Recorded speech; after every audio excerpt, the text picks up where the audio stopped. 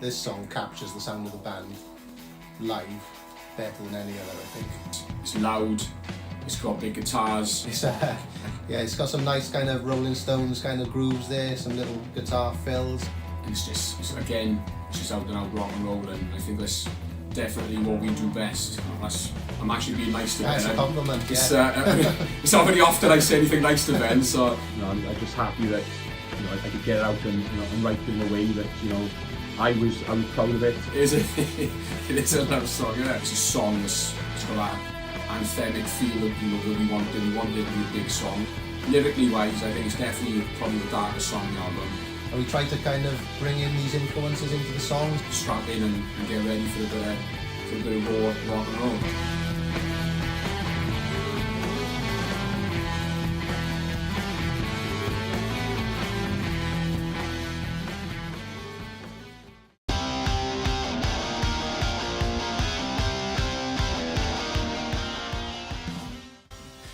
Fall Into the Sun was the first song that we ever recorded as a band, and the first song that we ever released. So the first music we ever released.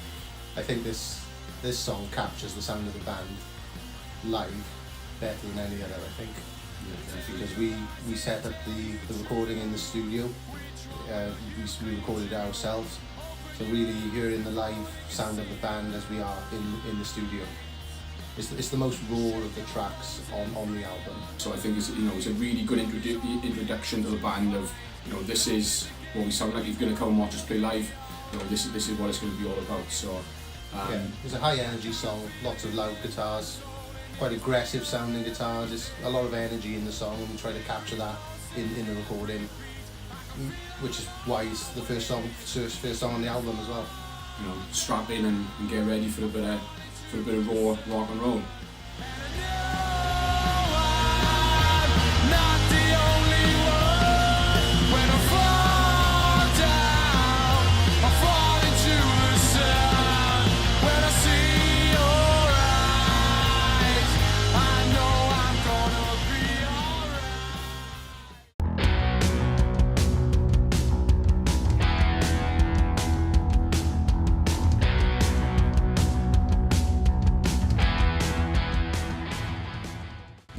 So the next song on the album is I'm On Fire. It's just a raw rock and roll song. It's what we're about live.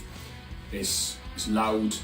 It's got big guitars. It's got some nice guitar solos on it, and it gives Ben a chance to show off on the guitar. Yeah, it's a no frills rock and roller, I think. The guitars, as Craig says, is pretty much 100% rock and roll. It's got a nice big chorus in this song as well. It's a song which we always get positive feedback on live. Yeah, it's just a fun song to play live. It's a nice song to listen to, especially to get you in a good mood. It's just out and out rock and roll, and I think that's definitely what we do best.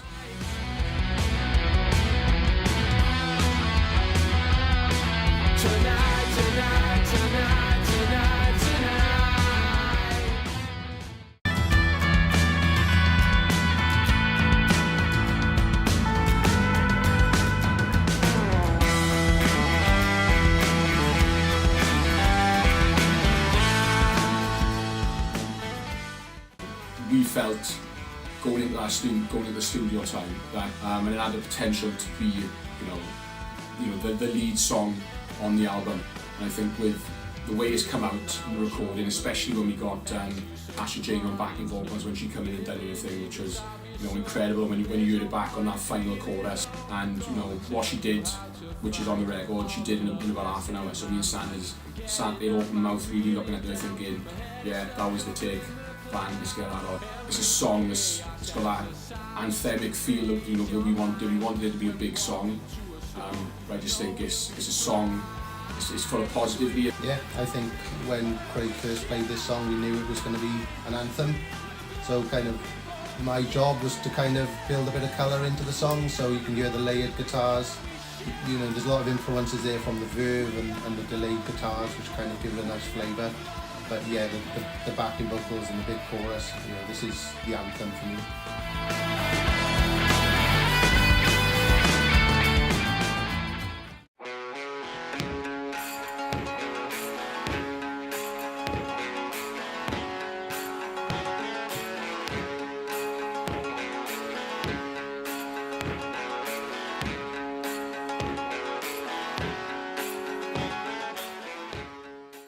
Love Burns.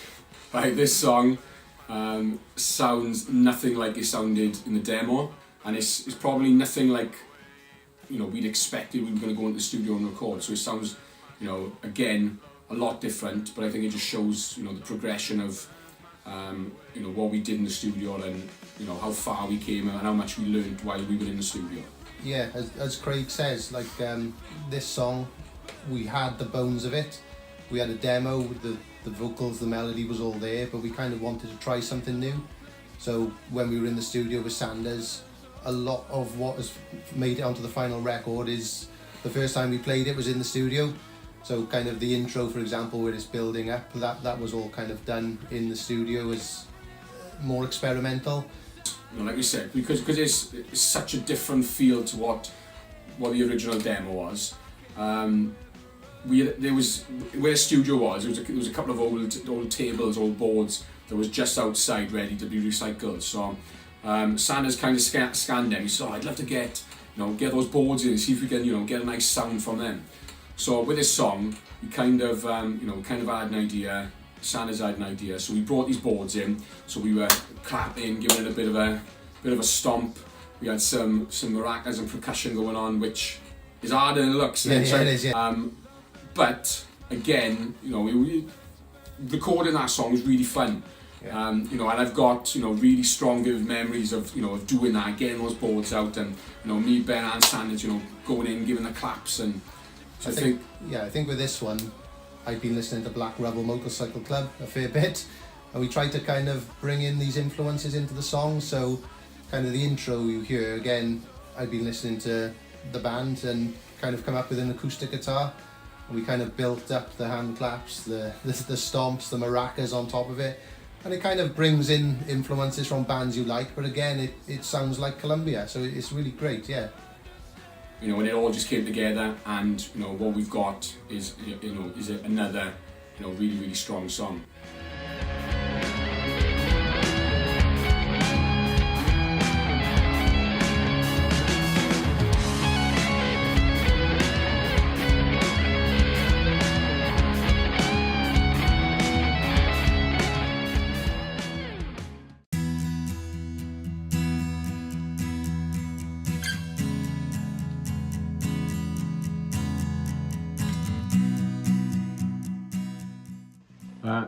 This song is, you know, is quite a heartfelt, emotional song. It's just, you know, it's a little bit softer. At the time, going through, you know, a bit of a breakup, and, you know, dealing with emotional things and all that sort of nonsense.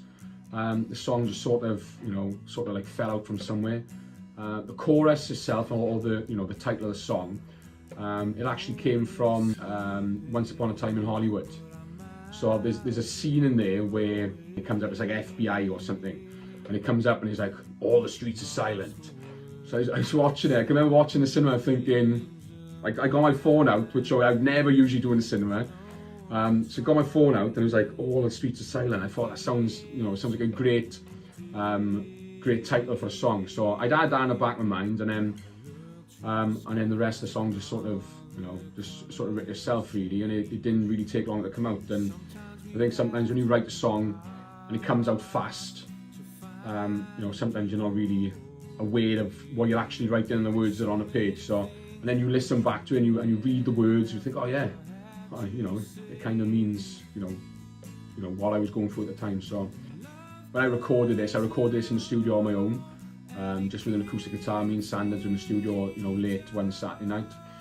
And just recorded it. You know, we chucked a little bit of strings and stuff on the top of it. And again, you know, I just think it's a bit of a raw, emotional song. You know, definitely one for the ladies.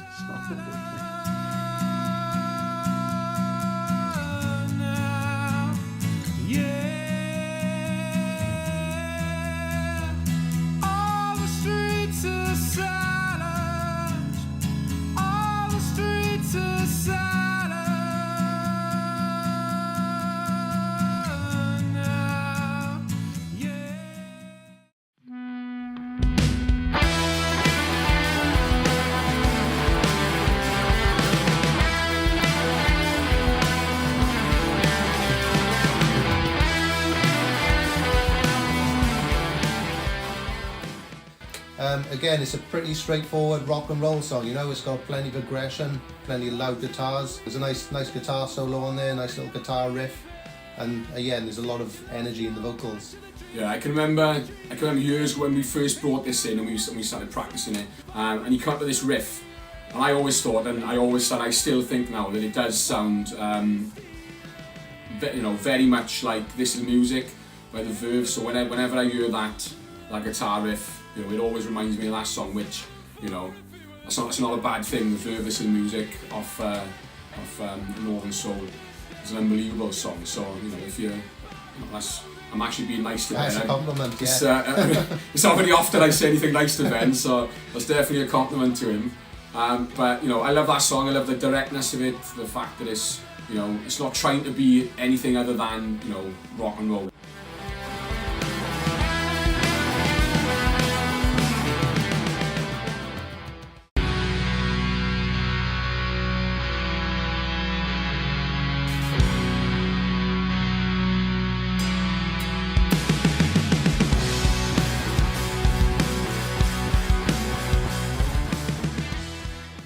Right, with this song, we were definitely at this time when me and Ben were in a different band together. We definitely heavily influenced by Oasis. And before we were called Columbia, we obviously loved that the song Columbia.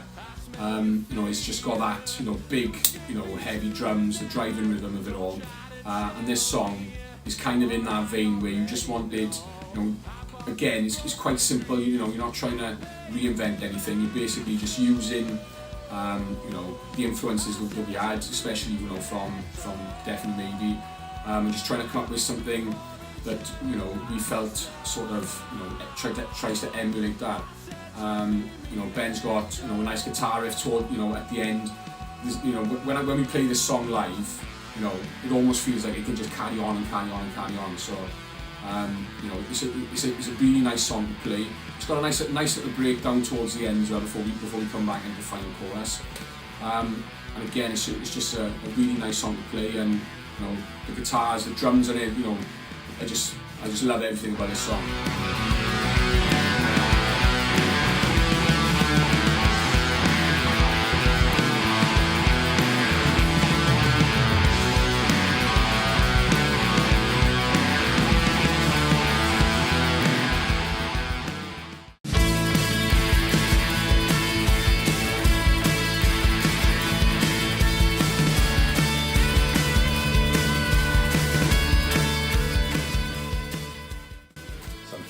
Your love song, isn't it? Something More is it is a love song, yeah. Well, this song was written about a girlfriend. Yeah, so she was living away. She'd moved away for a couple of years to work, and I don't know whether anyone's ever had any long distance relationships, but they can be quite difficult. So at one point we'd decided to cut ties, and and that was going to be it. So this song kind of come from that, talking about plane coming down and holding on and all that sort of stuff. So basically it's a love song but put to quite a nice poppy tune, and it's I don't know where Ben got the riff from, because we were in a studio on the Saturday, and nothing was really coming. We'd done the bones of it, we'd done put the bass and the drums and the acoustics and all the other guitars, but we were just missing that that little bit of magic. And then he came in, bang. I did this last night, what do you think? So me and Sanders were like, what? Where did this come from? And so, Yeah, it's one of those ones, it's a nice simple riff, so yeah, it works nicely, so it's a nice memorable little poppy guitar riff. And it goes down well with the ladies, so you can't really complain.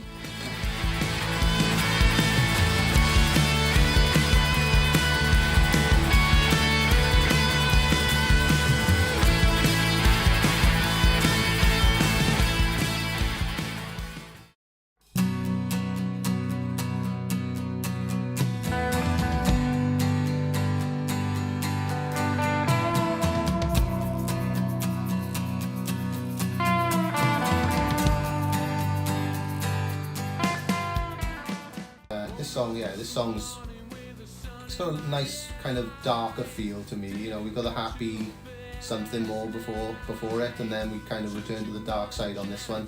It's yeah, it's got some nice kind of Rolling Stones kind of grooves there, some little guitar fills. You know, it's got a great melody again, great chorus, and kind of again, my job is to kind of add that colour, and the guitar solo kind of crashes in, and I think it's a good, memorable guitar solo. You know, one that kind of every note matters rather than kind of fill in the sound with kind of extra notes. It's a good guitar solo which you can kind of sing along to as well. Yeah, I think that solo, when I don't think I was in the studio, and I came in after Ben had done it, and Sanders sort of went, have a listen to this. So you're listening to it and you're thinking, it was like Keith Richards. That's what I was, like, as soon as I heard it, it was like, my God, it sounds like the Rolling Stones. You know, for Ben being a massive Keith Richards fan, Rolling Stones fan, you know, obviously you've been inspired by him. It's not a bad bit of inspiration, but I come in and listen to it and it just sounded unbelievable. It was, again, in the practice rooms, he'd never played that before, so we'd have a little bit of a noodle around and, you know, come up with something in that gap between the chorus and chorus. But nothing really that he'd play, you know, every time. So when I come in and hear that, it sort of blew me away. And like you said, it's it's definitely a darker song. If you have a read of the lyrics, it's about excess and, you know, Friday night, Saturday night, wake up and the next morning not feeling great and, you know, maybe not knowing where you are sometimes. It's definitely happened to Ben a few times. But it's probably, lyrically wise, I think it's definitely probably the darkest song in the album. But again, you know, it's a really good song to play live. And again, it's a little bit more different. It's got, you know, we're not coming crashing in. You know, it's not so obvious. And it's another one that builds really nice. And then when it gets into that guitar solo, it sort of just like takes it to a different level. So yeah, just another really, really good song.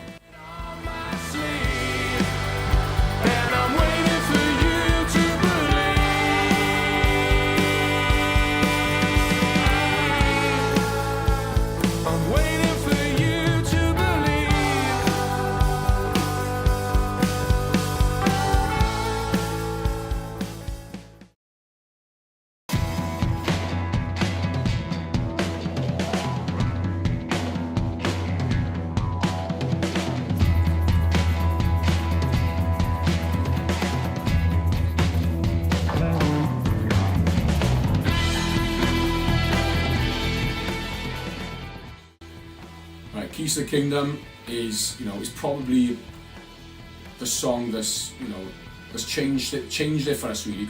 And this song, you know, if you hear the original demo, it sounds nothing at all alike.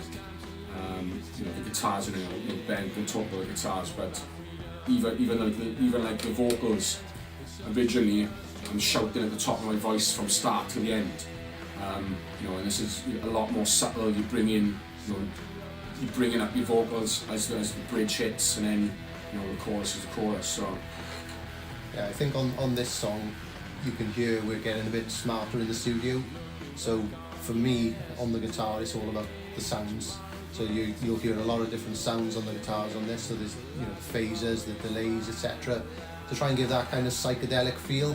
But it doesn't move away from the sound of Columbia. So we've always got that raw energy, the songs are there, the melodies, they're all there, but it's got a kind of a different flavour. There's no big guitar solos in this one because it was just focusing on the sound, but there's some kind of nice little bluesy riffs going on there as well. It's another one where we were in the studio, try out this riff, and it seemed to work really well. So yeah, I'm really liking this song. It's my personal favourite on the album. Yeah, and there's again is a slight little nod to the Rolling Stones again. We've got chucked a bit of woohoos over the chorus. So I can remember being in the studio. So Ben and Sanders were in the in the engineering room, with the desk, and I was in the recording area. And I can just remember giving it a woo woo woo and all that sort of stuff. So first of all, try that for an idea. And straight away you think, is it going to work? And it's definitely working. It sounds absolutely brilliant. So take my hand and I'll try and set you free. What's spinning fast?